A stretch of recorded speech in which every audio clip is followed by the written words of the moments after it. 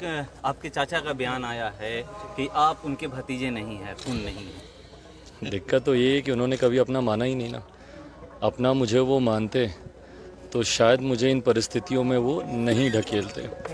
क्या श्रद्धा भाव से यहाँ पर आया हूँ, आस्था है, और सिर्फ यहाँ पर अपनी हाजिरी लगाने और स्वामी जी का आशीर्वाद लेने आया हूँ। अभी एक आपके चाचा का बयान आया है कि आप उनके भतीजे नहीं हैं, खून नहीं है। दिक्कत तो ये है कि उन्होंने कभी अपना माना ही नहीं ना। अपना मुझे वो मानते तो शायद मुझे इन परिस्थितियों में वो नहीं ढकेलते। पर बहरहाल उनके कहने से चीज़ें नहीं होंगी। खून तो उन्हीं का ही हूँ। या तो वो कहें कि वो मेरे पिता के भाई नहीं है, भाई वही परिस्थिति बन सकती है कि मैं उनका भतीजा नहीं होऊंगा। बट बहरहाल इन सब चीज़ों से अब हम लोग बहुत आगे निकल गए हैं, और मुझे लगता है उनको भी ध्यान ज़्यादा केंद्रित अपने कार्यों पे करना चाहिए। केंद्रीय मंत्री होने के नाते एक बड़ी जिम्मेदारी है उनके पास, सांसद होने के नाते, एक पार्टी का अध्यक्ष होने के नाते हर चीज़ में सिर्फ चिराग पासवान का जिक्र करना मुझे नहीं लगता कि उन्हें शोभा देता है।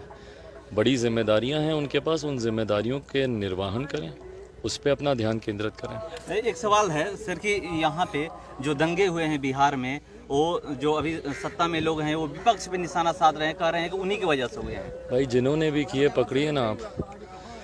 पूरी कानून व्यवस्था आपके पास है ना, तो ये जिम्मेदारी भी आप ही की बनती है कि आप बताएं तथ्यों के साथ कि किसने साजिश रची।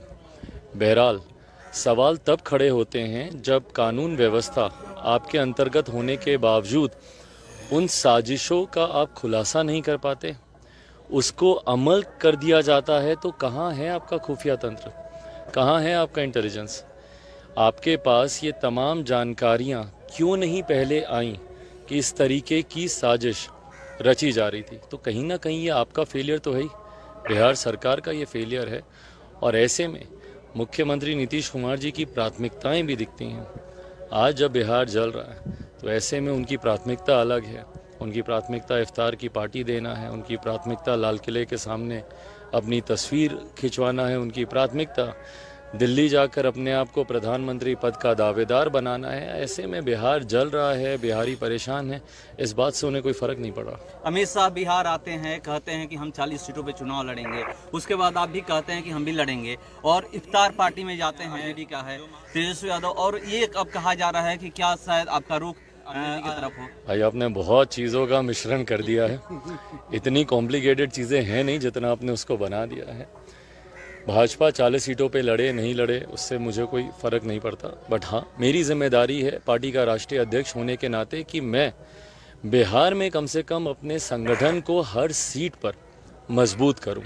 लोकसभा की बात करें तो 40 सीट पर, विधानसभा की बात करें तो 243 सीटों पर। ये मेरी जिम्मेदारी बनती है, ना सिर्फ इसीलिए कि जहां से मैं चुनाव लड़ूं उसी का ही लाभ हम लोग को मिले। अगर गठबंधन में भी कोई घटक दल किसी दूसरी सीट से चुनाव लड़ रहा है तो उसको भी उसका लाभ मिलना चाहिए। इस सोच के साथ हम लोग 40 सीटों पर लोकसभा की हम लोग तैयारी कर रहे हैं। और जहाँ तक रही बात मेरी राजद के इफ्तार में जाने की, भाई पुराना संबंध मेरे परिवार का आदरणीय लालू जी के परिवार के साथ रहा है। पहली बार नहीं गया हूँ, हर साल जब जब उनके यहाँ इफ्तार हुआ है गया हूँ। मुझे व्यक्तिगत और राजनीतिक संबंधों को अलग रखना सिखाया गया है। वो एक व्यक्तिगत कारण था, व्यक्तिगत रिश्ते उस परिवार से रहे जिस वजह से मैं वहाँ पे गया था। उसके राजनीतिक मायने निकाले जाएं, मुझे लगता है ये उचित नहीं है। केसी त्यागी आपको आने का न्योता दिए हैं कि आप गठबंधन में आ जाइए। भाई अब ये बात मैं शुरू से इसको मैंने स्पष्ट रखा हुआ है कि गठबंधन किसके साथ होगा नहीं होगा ये चुनाव के वक्त ये फैसला लिया जाएगा। अभी प्राथमिकता अपने संगठन को मजबूत करना, अपने जनाधार का विस्तार करना है। प्राथमिकता अभी गठबंधन नहीं है, चुनाव के वक्त ये फैसला लिया जाएगा।